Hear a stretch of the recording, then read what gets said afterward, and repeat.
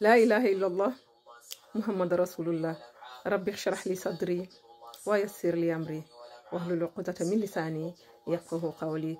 Assalamu alaikum, chers Oumma et notre fidèle public, et de Moubarak à tous. Aujourd'hui, on va parler d'un sujet vraiment d'ampleur très important. Pourquoi? Parce que ça se trouve partout, on peut le retrouver partout. Voilà, dans des cercles sociaux, dans les milieux professionnels, partout. Donc, on va parler aujourd'hui de la provocation au risque de l'image de soi, c'est notre titre. Qu'est-ce que la provocation? La provocation, si on la définit du moins, c'est un comportement, un acte ou une attitude qui vise à inciter à quelqu'un à faire des actes malveillants ou violents. Des actes en temps normal que la personne, en temps réfléchi, calme, n'aurait pas fait. C'est ça la provocation. Et la provocation peut être gratuite, peut être haineuse, peut être faite de façon délibérée. Et donc, pourquoi d'abord? Vous posez la question, pourquoi on vous provoque? C'est très important. Vous pouvez être en face d'une situation de provocation. La première chose à faire, c'est de vous poser la question, pourquoi on vous provoque? Et qui vous provoque? La personne qui vous provoque, qu'est-ce qu'elle cherche?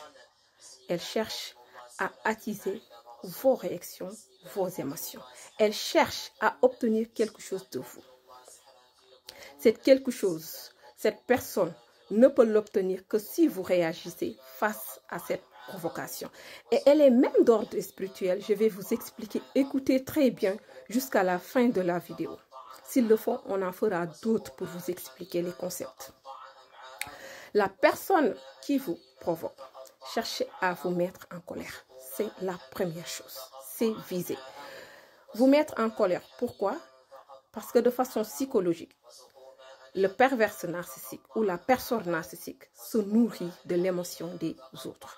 L'émotion des autres, c'est de mettre l'autre dans un état où elle est hors d'elle, état de colère. Et nous tous, nous savons que notre prophète sallallahu alayhi wa sallam et notre religion nous interdit d'être la colère. Parce que la colère, c'est un comportement, un acte de folie. Si vous êtes en colère, rien ne vous sépare ou ne vous distingue de la folie.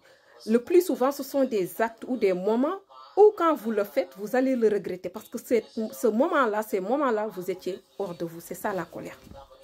Et que le provocateur ou la provocatrice cherche tout simplement à attiser une colère chez vous. Une réaction. Une réaction dans un seul but. Parce que la personne vous déteste. Parce que la personne, elle a un ressenti haineux envers vous. Et que la personne, surtout quand vous décidez de couper tout pont avec cette personne-là, que cette personne n'a plus les moyens de vous entendre, de vous voir de façon physique, cette personne va chercher tous les moyens de vous attiser, de vous inciter à réagir. Et pourquoi? Parce que c'est un sentiment qui nourrit cette personne-là. Cette personne se nourrit de voir les autres être dans un état de colère. Et ce plaisir, ne le ferez pas à personne. Pourquoi? Parce que si la personne réussit à vous mettre dans un état de colère ou que vous faites des actes que vous allez regretter ou dire des choses que vous allez regretter, en fait, cette personne va jouir de son côté, mais dans son fort intérieur, dans sa tête, dans l'image que cette personne s'est faite, cette image psychologique parfaite, la personne va se sentir tellement forte parce que là, elle a réussi à vous piquer. La provocation s'appelle aussi des pics, des provoques. Et d'autre part, comment vous allez faire pour d'abord rester calme? C'est de rester calme. Le but, c'est de vous mettre dans un état hors de vous. Vous devez lutter avec vous. C'est non seulement pas de prouver à l'autre que vous n'êtes pas faible, vous n'êtes pas manipulable et que vous savez vous maîtriser. Vous savez qui vous êtes. Mais c'est de vous prouver vous-même que vous êtes passé dans un état de charisme. C'est un charisme. Parce que quand vous êtes silencieux, vous allez maîtriser la colère. Vous êtes calme, vous allez rendre l'autre ridicule. Parce que la personne vient chercher quelque chose. C'est comme si c'est un voleur ou c'est une voleuse qui vient chercher quelque chose en vous. Et à la fin de la vidéo, on va revenir sur ces termes-là. Donc, vous restez calme. Donc, vous vous prouvez à vous-même que vous savez vous maîtriser. Que vous êtes maître de vos émotions, de vos ressentis et de vos pensées. Et ça vous rend plus fort. Parce que celui qui est fort, le prophète sallallahu alayhi wa sallam l'a dit, ce n'est pas celui qui a des gros muscles, mais c'est celui qui sait se maîtriser ses sentiments et sa colère. Donc, c'est un défi par rapport à vous-même, mais aussi, c'est de remettre l'autre à sa place pour lui dire ou pour la dire que vous n'êtes pas manipulable. Vous n'êtes pas quelqu'un qu'on provoque, qu'on pique et qu'on l'a. Non, vous savez vous distinguer, vous savez vous maîtriser. Et qu'est-ce que ça renvoie à l'autre? Une fausse image d'elle. Et pourquoi? Parce que l'intention première est partie de vous mettre hors de vous. Et la deuxième chose que vous allez faire pour ne pas entrer dans cette phase de colère-là, je vous ai fait une vidéo sur ça, je pense. Allez voir aussi ma chaîne YouTube, La Missionnaire. Donc, c'est d'apprendre la technique de respiration 8-4-8. Vous inspirez profondément, c'est-à-dire vous faites entrer l'air profondément et vous bloquez l'air en expirant 4 secondes et vous expirez, vous faites sortir l'air. Et quand vous faites ça, en fait, vous êtes calme parce que la colère, ce sont vos nerfs qui sont agités. Et quand maintenant vous respirez, en fait, vous devenez calme. Vos pensées deviennent calmes. Parce que le but visé de la colère, c'est de vous troubler l'esprit, que vous savez plus ce que vous allez faire. Donc, quand vous respirez, vous allez calmer votre esprit. Et l'autre technique, c'est la technique du décompte de l'envers. Qu'est-ce que vous allez faire? Vous allez fermer les yeux, vous inspirez profondément, vous expirez par la bouche et vous comptez à partir de 5, 4, 3, 2, 1, 0. Ça, c'est la technique pour renverser la situation. Votre cerveau va renverser la situation et vous n'allez plus être dans l'état de colère. Et l'autre technique que notre prophète sallallahu alayhi wa sallam nous a appris, quand vous êtes en colère, vous êtes debout, asseyez-vous, vous êtes assis. Voilà, levez-vous et demandez refuge à Allah de vous protéger contre le diable. Parce que la colère, c'est le diable qui fait ça. Donc, vous devenez calme ou vous faites vos ablutions ou vous priez. Et là, vous devenez calme. Vous appréhenderez la situation, vous êtes vous-même.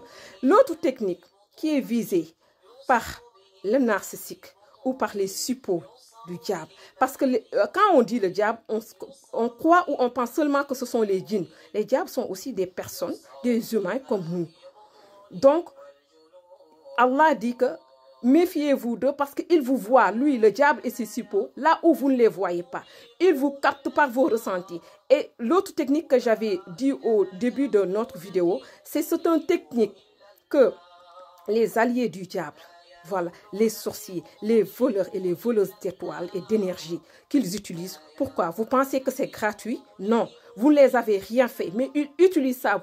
Ils vous mettent dans un moment de colère pour vous voler votre énergie, votre étoile, parce qu'ils sont en fin de charge. Et on va faire une vidéo pour vous expliquer comment ils vous volent votre énergie, comment ils rechargent, parce qu'il y a un cycle de 4 mois, de 6 mois. Ce qu'ils ont volé, ça va terminer. Ils ont besoin de recharger. Et ils pensent pas pouvoir vous voler quelque chose sans qu'ils vous mettent dans un état de colère. Donc, ils vont attiser vos émotions. En ce moment, quand vous êtes en colère, vous êtes sur les nerfs, vous allez libérer de l'énergie. Et quand vous allez libérer de l'énergie, cette énergie-là, ils vont le pomper chez vous. C'est votre énergie qui va partir chez vous et ils vont vous jeter tout ce qui est onde négative. Et là, vous allez vous sentir fatigué, épuisé. Vous allez avoir tous les problèmes du monde. Tout ce que vous allez entreprendre, ça ne va pas marcher parce qu'ils vous ont volé votre énergie. Ils ont besoin de ça.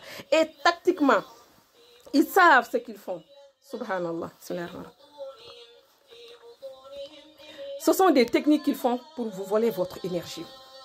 Et tout ça, si vous n'êtes pas conscient de tout ça, vous allez penser que la personne fait ça juste parce qu'ils veulent une affrontation, une confrontation du moins, excusez-moi. Ils veulent simplement, voilà, vous créer des problèmes, des défis. Non, il y a quelque chose de spirituel caché au-delà de ça.